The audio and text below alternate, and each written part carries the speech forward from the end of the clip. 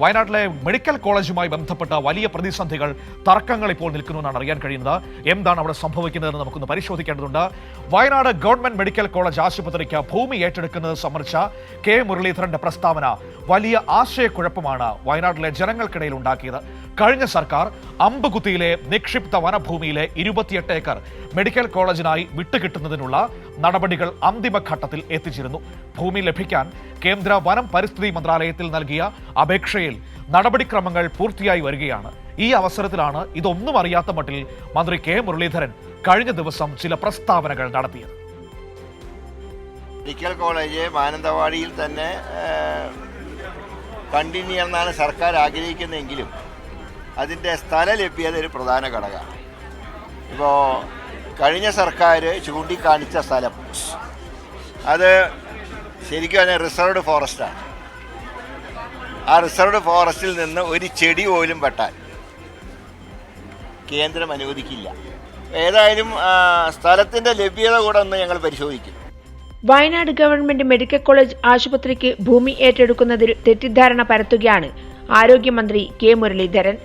Wayanad medical college സ്ഥാപിക്കുന്നതിന് കഴിഞ്ഞ സർക്കാർ തലപ്പുഴ ബോയ്സ് ടൗണിലുള്ള ഗ്ലെൻ ലെവൽ എസ്റ്റേറ്റ് ആയിരുന്നു ആദ്യഘട്ടത്തിൽ ഏറ്റെടുക്കാൻ തീരുമാനിച്ചത്. ഈ ഭൂമി നിയമക്കുരുക്കിൽ ആയതോടെയാണ് അമ്പുകുത്തിയിലെ സ്ഥലം ഏറ്റെടുക്കാൻ തീരുമാനമായത്. മുഖ്യമന്ത്രിയായിരുന്ന പിണറായി വിജയന്റെ അധ്യക്ഷതയിൽ അന്നത്തെ ആരോഗ്യമന്ത്രി വീണ ജോർജ്, മന്ത്രി OR കേളു എന്നിവർ പങ്കെടുത്ത് പലതവണ ഉദ്യോഗസ്ഥരുടെ യോഗങ്ങൾ ചേർന്ന് തീരുമാനങ്ങൾ എടുത്തു. അമ്പുകുത്തിയിലെ നിക്ഷിപ്ത വനഭൂമി റവന്യൂ, വനം വകുപ്പുകൾ സംയുക്തമായി സർവേ നടത്തി മരങ്ങളുടെ എണ്ണം, വലുപ്പം, പ്രായം എന്നിവയെല്ലാം കണക്കാക്കിയാണ് മെഡിക്കൽ അപേക്ഷ സമർപ്പിച്ചത്.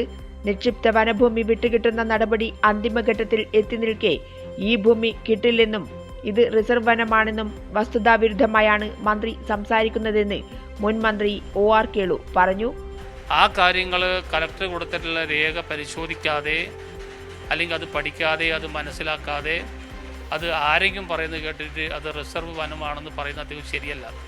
കാരണം അമ്പുകുത്തി ഈ ഭൂമി എന്ന് പറയുന്നത് ബ്രിട്ടീഷുകാരുടെ കാലത്ത് L&T കമ്പനി കൈവശമുള്ള ഭൂമിയാണെന്നും അവർ വിട്ടുപോയതിനു ശേഷം ആ പ്രസ്തുത ഭൂമി നോക്കി നടത്തുന്നതിന് വേണ്ടിയിട്ട് ഫോറസ്റ്റ് ഡിപ്പാർട്ട്മെൻറ്റ് കൈമാറിയതാണെന്നും പിന്നീട് അത് ഫോറസ്റ്റ് ഡിപ്പാർട്ട്മെൻറ്റ് വെസ്റ്റ് ചെയ്തതാണെന്നും ഉള്ള കാര്യങ്ങൾ രേഖാമൂലം പരിശോധിച്ച് കഴിഞ്ഞാൽ ആർക്കും മനസ്സിലാവുന്ന ഒരു കാര്യമാണ്.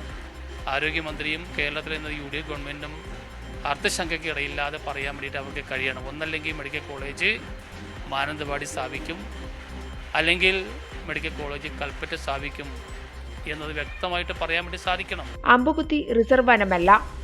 ഭൂമി ലഭിക്കാൻ കേന്ദ്ര വനം പരിസ്ഥിതി മന്ത്രാലയത്തിന്റെ പരിവേഷ് പോർട്ടലിൽ നൽകിയ അപേക്ഷയിൽ നടപടിക്രമങ്ങൾ പൂർത്തിയായി വരികയാണ്. ഇത് അന്തിമഘട്ടത്തിൽ എത്തി നിൽക്കെ ഈ ഭൂമി കിട്ടില്ലെന്നും ഇത് റിസർവ് വനമാണെന്നും വസ്തുതാവിരുദ്ധമായി ആരോഗ്യമന്ത്രി സംസാരിക്കുന്നതിന് പിന്നിലെ ലക്ഷ്യം എന്താണെന്ന ചോദ്യമാണ് ഉയരുന്നത്. മാത്രമല്ല, വയനാട് ജനതയുടെ ഉള്ളിലുയരുന്ന മറ്റൊരു ചോദ്യം കൂടിയുണ്ട്. വയനാട് മെഡിക്കൽ കോളേജ് മാനന്തവാടിയിലാണോ അതോ കൽപ്പറ്റയിലാണോ വരാൻ പോകുന്നത് എന്നതാണത്. ഇതിന് കൃത്യമായ ഉത്തരം സർക്കാർ നൽകിയേ തീരൂ. PV Joshila, Kairali news, Wayanad.